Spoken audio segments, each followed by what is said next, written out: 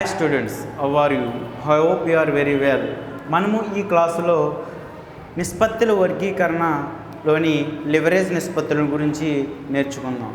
ఓకేనా?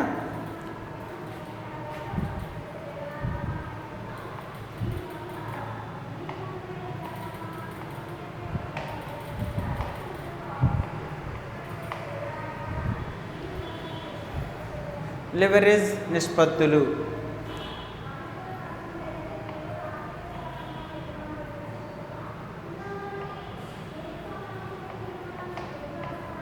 Leverage ratios. ఏంటి leverage అంటే? దీనికే మరో పేరు. అంటే ఏంటో చూసే ముందు దీనికి ఉన్న ఇతర పేర్లు కూడా ఒకసారి మనం చూద్దాం. దీన్ని మూలధన నిర్మాణ నిష్పత్తులు అని, మూలధన నిర్మాణ నిష్పత్తులు,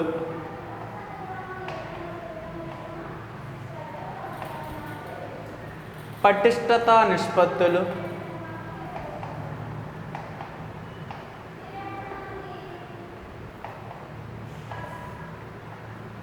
అని కూడా పిలవడం జరుగుతుందన్నమాట.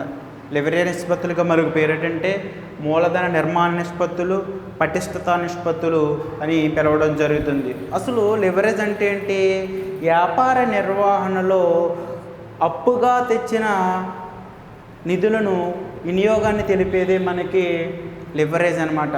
అంటే ఒక వ్యాపార సంస్థ ఉంది, ఆ వ్యాపార సంస్థకి మనం అప్పులు తీసుకొస్తాం. ఆ తీసుకొచ్చిన అప్పులను ఏ విధంగా వినియోగించాము అని తెలిపేదే మనకి లివరేజ్ అనమాట. అటువంటి నిష్పత్తులే మనకి లివరేజ్ నిష్పత్తులు. ఈ లివరేజ్ నిష్పత్తులు అనేవి వాటాదారులకు అంటే యజమానులకు, రుణదాతలకు సంస్థపై ఉన్న ఆసక్తిని తెలియజేస్తాయి. ఏంటి ఈ లివరేజ్ నిష్పత్తులని దేనికోసం తెలియజేస్తాయట? యజమానులకు, రుణదాతలకు సంస్థపై ఉన్న ఆసక్తిని తెలియజేయడం జరుగుతుంది. ఈ నిష్పత్తుల్లో ప్రధానంగా మనకి ఒక 7 నిష్పత్తులని మనం తీసుకుంటాం. దాంట్లో ముఖ్యమైన నిష్పత్తులు అన్నమాట.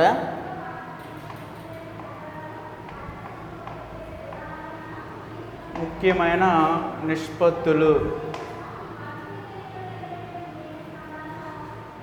ఏంటి?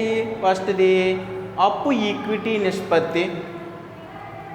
అప్పు ఈక్విటీ నిష్పత్తి.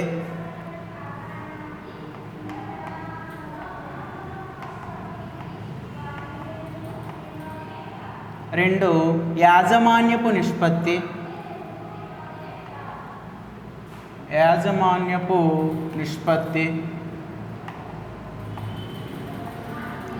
మూడవది మూలధన ఉడుపు నిష్పత్తి. మూలధన ఉడుపు నిష్పత్తి.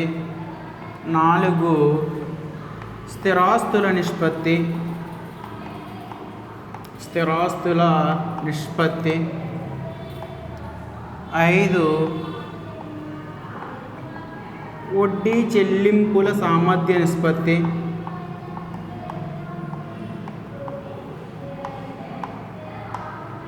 వడ్డీ చెల్లింపుల సామర్థ్య నిష్పత్తి.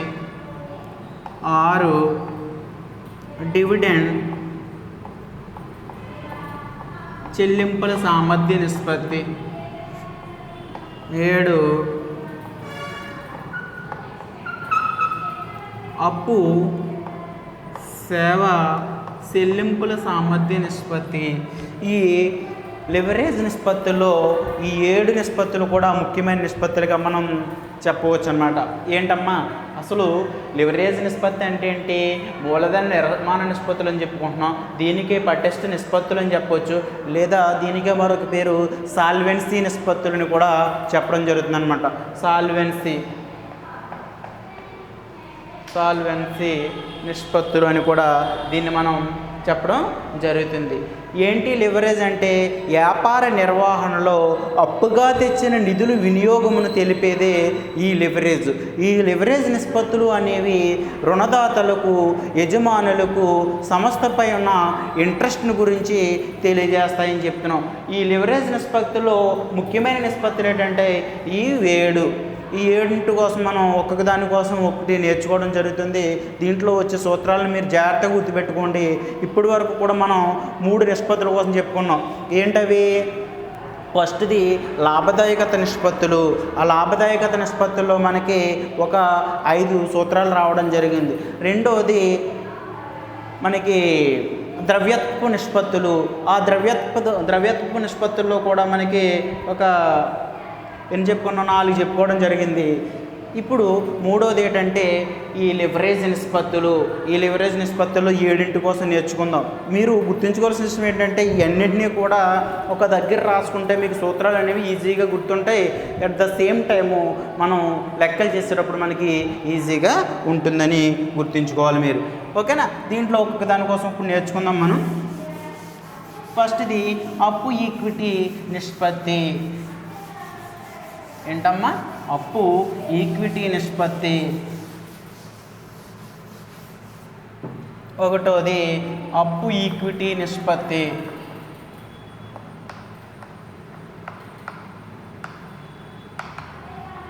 Debt equity ratio.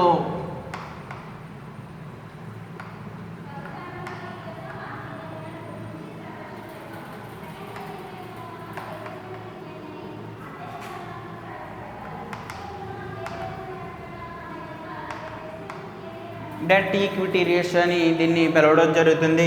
ఏంటి అసలు అప్పు ఈక్విటీ నిష్పత్తి అంటే? దీన్ని మరొక పేరుతో ఎలా పిలుస్తామంటే బహిర్గత అంతర్గత నిష్పత్తి. బహిర్గత అంతర్గత నిష్పత్తి అని కూడా దీన్ని మనం పిలవడం జరుగుతుంది. Internal and external ratio. బహిర్గత అంతర్గత నిష్పత్తి అని కూడా పిలవడం జరుగుతుంది అనమాట. ఏంటి ఈ అప్పు ఈక్విటీ నిష్పత్తి అంటే? రుణదాతలకు, వాటాదారులకు మరియు మొత్తం ఆస్తులకు మధ్య గల సంబంధాన్ని తెలియజేసేదే ఈ అప్పు ఈక్విటీ నిష్పత్తి. ఎవరెవరికమ్మా? రుణదాతలకు, వాటాదారులకు మరియు మొత్తం ఆస్తులకు సంబంధించిన నిష్పత్తిని మనం ఏమంటామంటే అప్పు ఈక్విటీ నిష్పత్తి అని చెప్తున్నమాట. ఎవరెవరికి ఒకసారి గుర్తుపెట్టుకోండి. ఇక్కడ రుణదాతలు, అదేవిధంగా రుణదాతలు, వాటాదారులు మరియు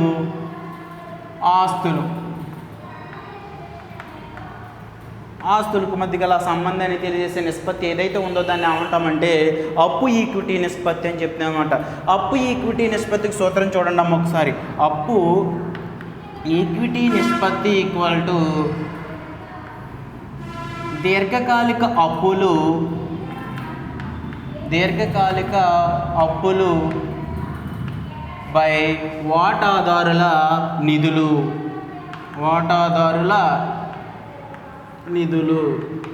కొంచెం నిష్పత్తిలో కొంచెం కన్ఫ్యూజ్ అవ్వడానికి ఎక్కువ అవకాశం ఉన్న నిష్పత్తులు ఏంటంటే ఇవే.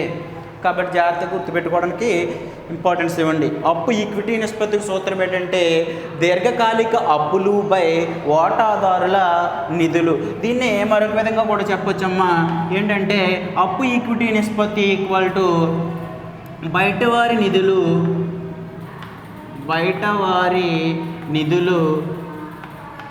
బై వాటాదారుల నిధులు. ఓకేనా? ఇది మనకి అప్పు ఈక్విటీ నిష్పత్తికి సూత్రం అనమాట. దీర్ఘకాలిక అప్పులు అంటే తెలుసు. వాటాదారుల నిధులు అంటే ఏంటి?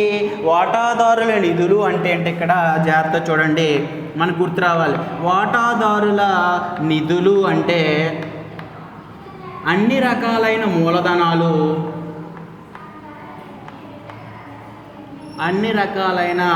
మూలధనాలు ప్లస్ రిజర్వులు మిగుళ్ళు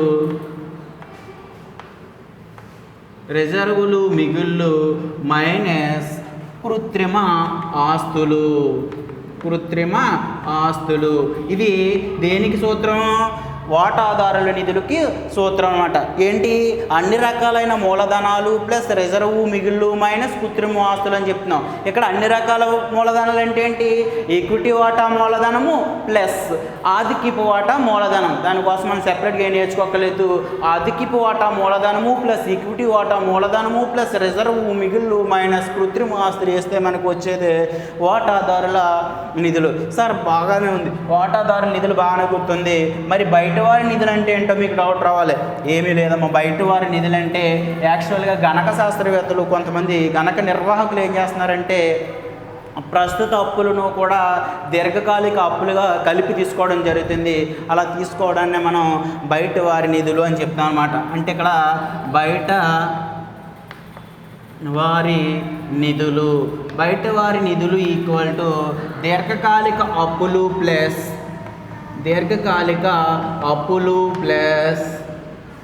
స్వల్పకాలిక అప్పులు.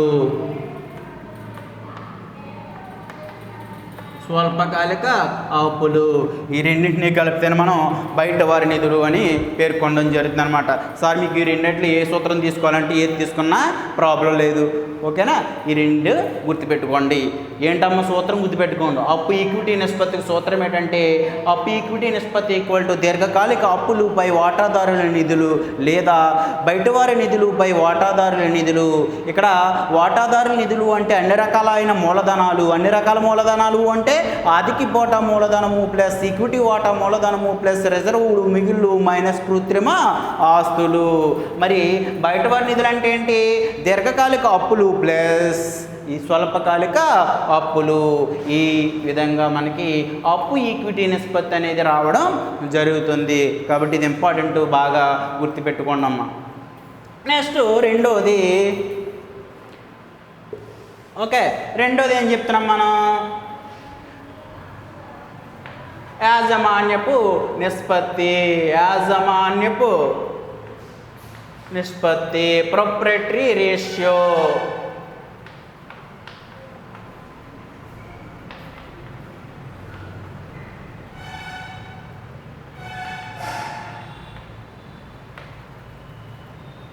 ఓకేనమ్మా. ప్రొప్రైటరీ రేషియో ఏంటి? ప్రొప్రైటరీ రేషియో అంటే వాటాదారుల నిధులకు మొత్తం ఆస్తులకు మధ్య గల సంబంధాన్ని తెలియజేసేది ఈ యాజమాన్యపు నిష్పత్తి.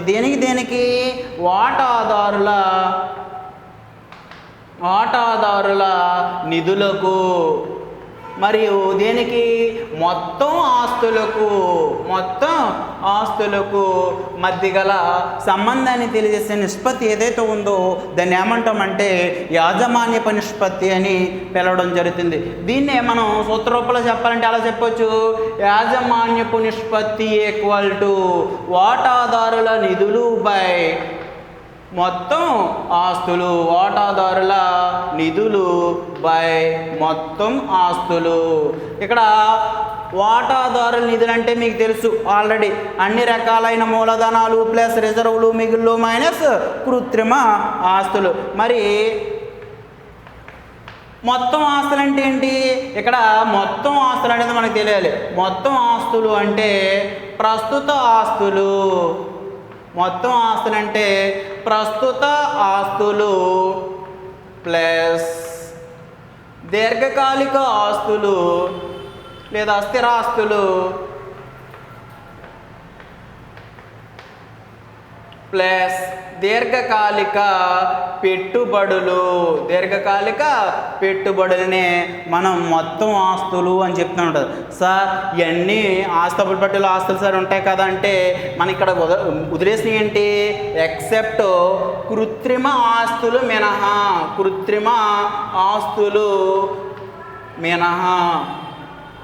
కృత్రిమ ఆస్తులు తప్పించి మిగతా అన్ని ఆస్తులని ఏమంటామంటే మనం మొత్తం ఆస్తులని పేర్కొనడం జరుగుతుందన్నమాట. ఇక్కడ జాగ్రత్త గుర్తుపెట్టుకోండి. యాజమాన్యపు నిష్పత్తి అంటే వాటాదారులకు మొత్తం ఆస్తులకు మధ్య గల నిష్పత్తిని ఏమంటామంటే యాజమాన్యపు నిష్పత్తి అని చెప్తున్నాం. సూత్రం ఏంటంటే యాజమాన్యపు నిష్పత్తి ఈక్వల్ టు వాటాదారుల నిధులు బై మొత్తం ఆస్తులు. మొత్తం ఆస్తులు అంటే ప్రస్తుత ఆస్తులు ప్లస్ దీర్ఘకాలిక అంటే స్థిరాస్తులు ప్లస్ దీర్ఘకాలిక పెట్టుబడులు ఇవి తీసుకోవడం జరుగుతుంది. అంటే కృత్రిమ ఆస్తులు మినహా అని తీసుకోవడం జరుగుతుంది అనమాట. ఇది ఏ నిష్పత్తి? యాజమాన్యపు నిష్పత్తి. ఇక్కడికి మనకి 2 నిష్పత్తులు అవని. మూడవది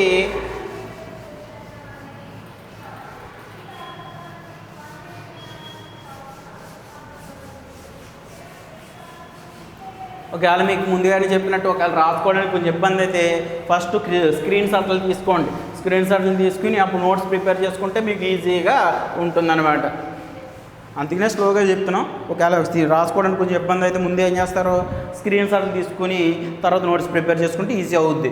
ఓకే, తర్వాతది మూడవది మూలధన ఉడుపు నిష్పత్తి.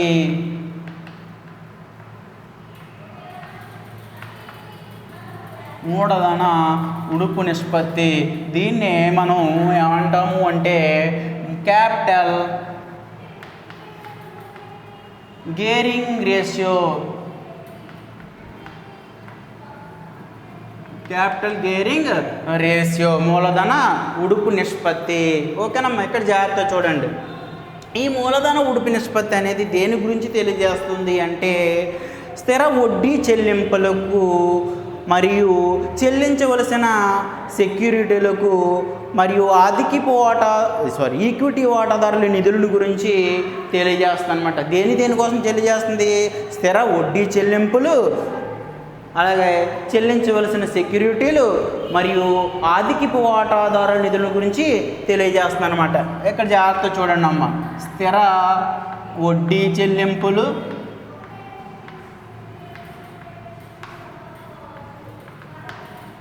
అలాగే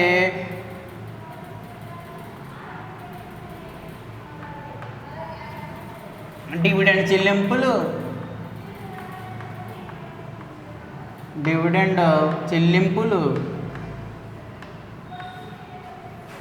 ఈక్విటీ వాటాదారుల నిధులను గురించి తెలియజేస్తుంది అన్నమాట.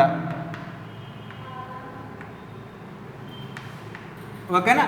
స్థిర వడ్డీ చెల్లింపులు, డివిడెండ్ చెల్లింపులు, ఈక్విటీ వాటాదారులకు మధ్య గల సంబంధాన్ని తెలియజేసే నిష్పత్తి ఏదైతే ఉందో దాన్ని మూలధన ఉడుపు నిష్పత్తి లేదా మూలధన గేరింగ్ నిష్పత్తి అని చెప్పి మనం గుర్తుపెట్టుకోండి. ఇది గ్యారంటీ గుర్తుపెట్టుకోండి అమ్మ. మూలధన గేరింగ్ నిష్పత్తి అంటాడు ఎక్కువగా. అంటే ఒక తెలుగు పదం ఒక ఇంగ్లీష్ పదం కలిపే చదవడం జరుగుతుంది.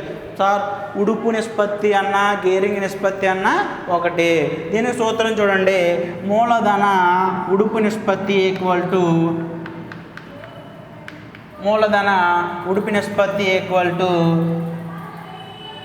స్థిర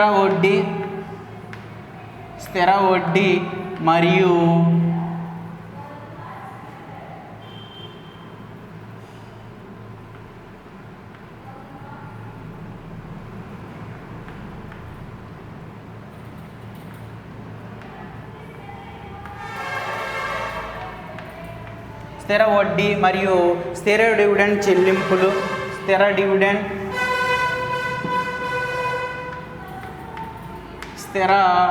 డివిడెండ్ చెల్లింపులు బై ఈక్విటీ వాటాదారుల నిధులు.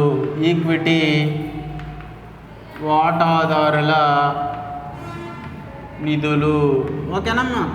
ఈక్విటీ వాటాదారుల నిధులు అంటే ఈక్విటీ వాటాకు సంబంధించిన మూలధనం అనమాట. ఈక్విటీ వాటా మూలధనం వేసుకుంటే సరిపోతుంది. ఇక్కడ స్థిర వడ్డీ ఎంత చెల్లిస్తున్నాం అది ఆధిక్య వాటాదారులకు. ఇక్కడ స్థిర డివిడెండ్ అంటే ఈక్విటీ వాటాదారులకు తీసుకోకూడదు, ఓన్లీ ఆధిక్య వాటాదారులకు మాత్రమే తీసుకుంటాం. స్థిర డివిడెండ్ చెల్లింపులను తీసుకుని మనం మూలధన ఉడుపు నిష్పత్తిని అనేది కాలిక్యులేషన్ చేయడం జరుగుతుంది అనమాట. సూత్రం బాగా గుర్తుపెట్టుకోండి. మూలధన ఉడుపు నిష్పత్తి ఈక్వల్ టు స్థిర వడ్డీ మరియు స్థిర డివిడెండ్ చెల్లింపులు బై ఈక్విటీ వాటాదారుల నిధులు. నెక్స్ట్ తర్వాతది నాలుగోది ఏంటంటే స్థిరాస్తుల నిష్పత్తి, ఫిక్స్డ్ అసెట్స్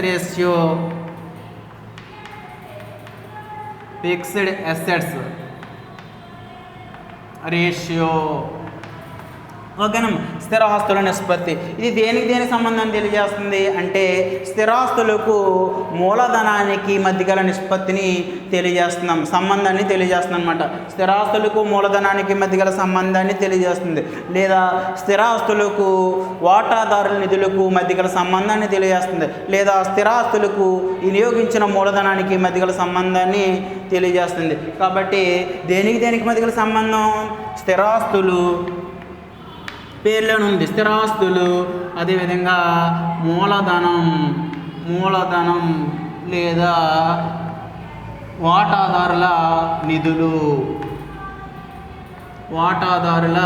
నిధుల గురించి తెలియజేస్తున్నాం. స్థిరాస్తుల నిష్పత్తి దేనికోసం తెలియజేస్తుందంటే స్థిరాస్తులకి మూలధనానికి లేదా వాటాదారుల నిధులకి మధ్య గల సంబంధాన్ని గురించి తెలియజేస్తుంది. కాబట్టి స్థిరాస్తుల నిష్పత్తి ఈక్వల్ సూత్రం చెప్పండి అమ్మ ఒకసారి. స్థిరాస్తుల నిష్పత్తి ఈక్వల్ టు స్థిరాస్తులు బై వాటాదారుల నిధులు లేదా మూలధనం, రెండింటిలో ఏది తీసుకున్నా పర్వాలేదు. సార్ స్థిరాస్తులు అంటే తెలుసు, వాటాదారుల నిధులు అన్నా మీకు తెలుసు, ఆల్రెడీ ముందు ఒకటో సూత్రంలో చెప్పుకున్నాం. ఏంటి వాటాదారుల నిధులు అంటే? వాటాదారుల నిధులు ఈక్వల్ టు అన్ని రకాలైన మూలధనాలు ప్లస్ రిజర్వులు మిగుళ్ళు మైనస్ కృత్రిమ ఆస్తులు. అన్ని రకాల మూలధనాలు అంటే ఏంటి? ఇక్కడ ఆదికి పోటా మూలధనము, ఈక్విటీ వాటా మూలధనము. ఓకేనమ్మా. ఇది స్థిరాస్తులకు సంబంధించిన లేదా స్థిరాస్తులకు సంబంధించిన నిష్పత్తి, అదేవిధంగా మూలధన గేరింగ్ నిష్పత్తికి సంబంధించి సూత్రాలు బాగా గుర్తుపెట్టుకోండి. నెక్స్ట్ తర్వాతది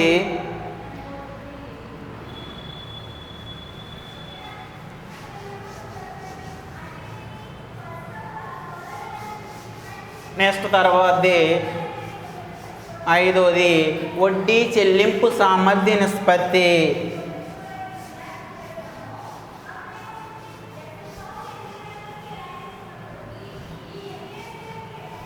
ఏంటమ్మా? ఐదోది వడ్డీ చెల్లింపు సామర్థ్య నిష్పత్తి. వడ్డీ చెల్లింపు సామర్థ్య నిష్పత్తి.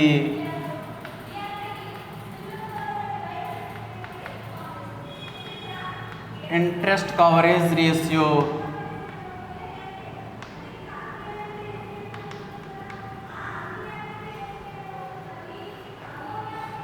ఈ నిష్పత్తి దేని గురించి తెలియజేస్తుందంటే జాగ్రత్త గుర్తుపెట్టుకోండి. దేని గురించి తెలియజేస్తుంది? ఒక సంస్థ తమ యొక్క వడ్డీలను ఎంత సక్రమంగా చెల్లిస్తుందో ఆ సంస్థ యొక్క సామర్థ్యాన్ని తెలియజేస్తుంది అనమాట. వడ్డీ కరెక్ట్గా చెల్లిస్తుందా లేదా అనే విషయాన్ని గురించి తెలియజేసే నిష్పత్తి ఏదంటే వడ్డీ చెల్లింపు సామర్థ్య నిష్పత్తి. ఒక సంస్థకు వడ్డీ చెల్లింపు సామర్థ్యాన్ని గురించి తెలియజేసేది. ఎంత కరెక్ట్గా చెల్లిస్తుందా లేదా అనే విషయాన్ని గురించి తెలియజేసే నిష్పత్తి ఏదైతే ఉందో అది వడ్డీ చెల్లింపు, పేరులోనే ఉంది వడ్డీ చెల్లింపు సామర్థ్య నిష్పత్తి. కాబట్టి ఈ వడ్డీ చెల్లింపు సామర్థ్యకి నిష్పత్తికి సూత్రం ఏంటంటే వడ్డీ చెల్లింపు సామర్థ్య నిష్పత్తి ఈక్వల్ టు పన్ను మరియు వడ్డీకి పూర్వక లాభం. వడ్డీ పూర్వపు లాభం అంటే పన్ను మరియు వడ్డీకి ముందు లాభం అన్నమాట. పూర్వం అంటే ఏంటి? ముందు. బై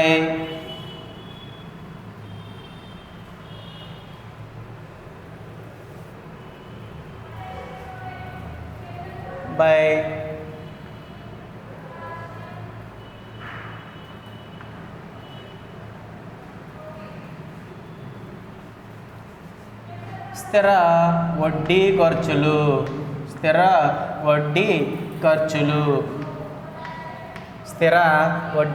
అమ్మ గుర్తుపెట్టుకోండి బాగా. ఇది కూడా ఇంపార్టెంట్ మనకి. స్థిర వడ్డీ చెల్లింపు సామర్థ్య నిష్పత్తి సూత్రం ఏంటంటే వడ్డీ చెల్లింపు సామర్థ్య నిష్పత్తి ఈక్వల్ టు పన్ను మరియు వడ్డీకి ముందు లాభము బై స్థిర వడ్డీ ఖర్చులు. పన్ను మరియు వడ్డీ పూర్వ లాభాన్ని మనం ఏమంటామంటే PBIT అని పిలవడం జరుగుతుంది. Pay before income tax and interest అనమాట. Pay before interest and tax. కాబట్టి ఈ సూత్రం ద్వారా మనం వడ్డీ చెల్లింపు సామర్థ్య నిష్పత్తిని తెలుసుకోవచ్చు. తర్వాతది 6వది డివిడెండ్ చెల్లింపు సామర్థ్య నిష్పత్తి. డివిడెండ్ చెల్లింపు సామర్థ్య నిష్పత్తి. డివిడెండ్ చెల్లింపు సామర్థ్య నిష్పత్తి. ఓకేనా. ఈ డివిడెండ్ చెల్లింపు నిష్పత్తికి ఇంగ్లీష్లో మనం ఏమంటామంటే డివిడెండ్ కవరేజ్ రేషియో అని పిలవడం జరుగుతుంది. Dividend coverage ratio.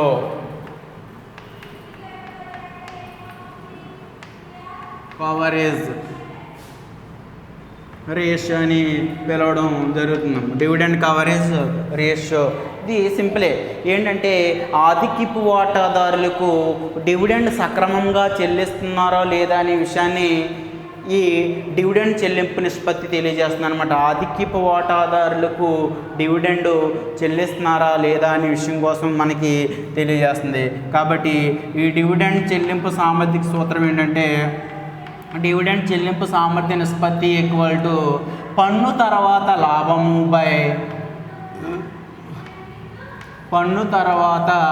లాభం బై స్థిర ఆధిక్యపు డివిడెండ్. స్థిర ఆధిక్యపు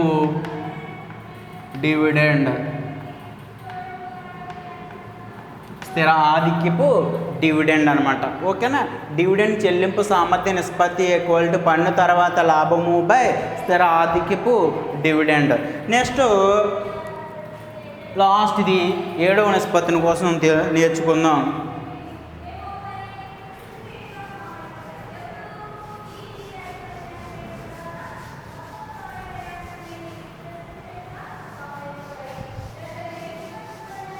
లాస్ట్ ఏంటమ్మా ఏం చెప్పుకున్నాం? అప్పు వడ్డీ చెల్లింపుల నిష్పత్తి ఉంది కదమ్మా. వడ్డీ చెల్లింపుల నిష్పత్తికి మరొక పేరు ఏంటంటే అప్పు సర్వీస్ నిష్పత్తి అని కూడా మనం పిలుస్తాం. లెక్కలు వచ్చినప్పుడు వస్తాయి, ఇతర పేర్లు కూడా చూసుకుందామండి. నెక్స్ట్ తర్వాత చివరిది ఏంటి? లాస్ట్ది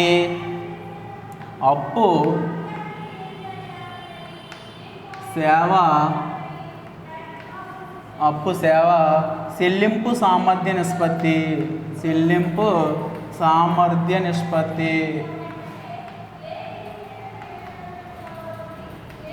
ఏంటి దీన్ని ఇంగ్లీష్లో ఏమంటాం? డెట్ సర్వీస్ కవరేజ్ రేషియో అని చెప్పేసి పిలవడం జరుగుతుంది.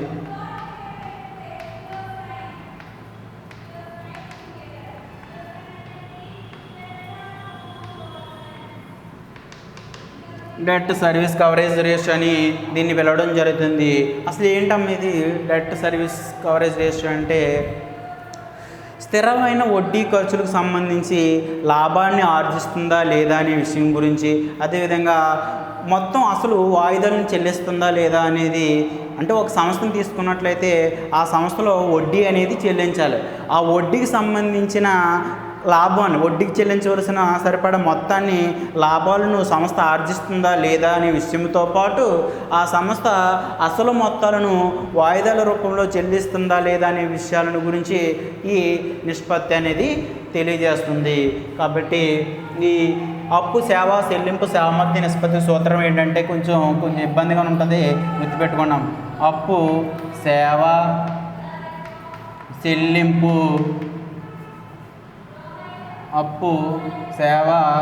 చెల్లింపు సామర్థ్య నిష్పత్తి ఈక్వల్ టు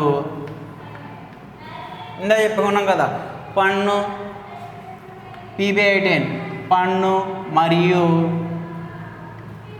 వడ్డీ పూర్వం లాభం, వడ్డీకి ముందు లాభం అని రాసుకుంటాం. ముందు లాభం అంటే దీన్ని సింపుల్గా మనం PB18 గుర్తుపెట్టుకోండి.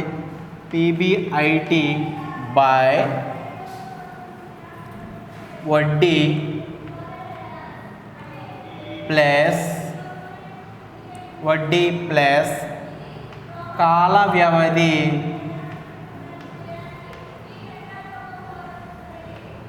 రుణాల వాయిదాలు బై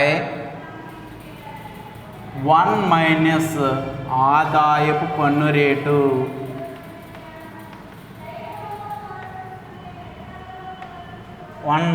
ఆదాయపు పన్ను రేటు. కాబట్టి ఇది కొంచెం గుర్తుపెట్టుకోవడానికి కష్టంగానే ఉంటుంది కానీ ఈజీయే. ఎలా అంటే పీబీఐటీ బై వడ్డీ ప్లస్ కాల వ్యవధి రుణాల వాయిదాలు బై 1 మైనస్ ఆదాయపు పన్ను రేటు.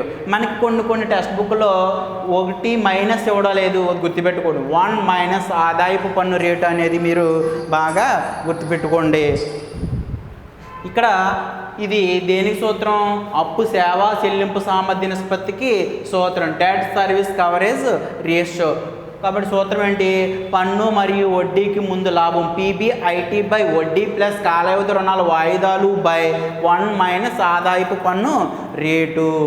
ఇక్కడ బాగా ఇంకో విషయం ఏంటంటే, మీకు ఈ నిష్పత్తి అనేది ఎక్కువగా ఉందనుకోండి, ఆ సంస్థ ఎక్కువ లాభాలను ఆర్జిస్తుందని మనం చెప్పవచ్చు అన్నమాట. ఎక్కువ లాభాలు కాదు, ఎక్కువ సేవ చేస్తుంది, సమాజానికి ఎక్కువ సేవ చేస్తుందని గుర్తుపెట్టుకోవాలి.